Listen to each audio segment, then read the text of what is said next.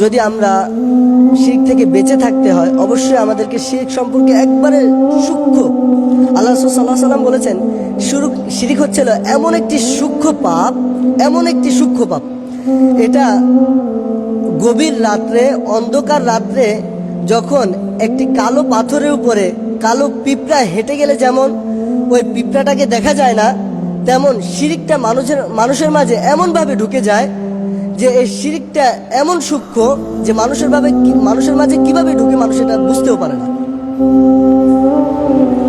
আমাদের ইবাদতের মধ্যে, আমলের মধ্যে, কথাবার্তার মধ্যেও শিরক ঢুকে যায়, আমরা এটা বুঝতে পারি না, খেয়াল করি না।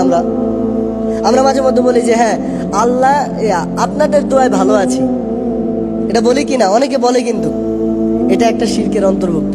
আপনাদের দোয়া কি? আল্লাহ সুবহানাহু ওয়া তাআলা আমাকে ভালো রাখছেন তাই আমি ভালো আছি। আপনাদের দোয়ায় ভালো আছি কি মানে কি?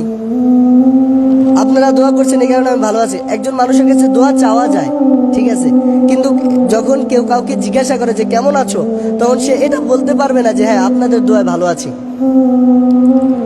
কথা বুঝতে পারছেন?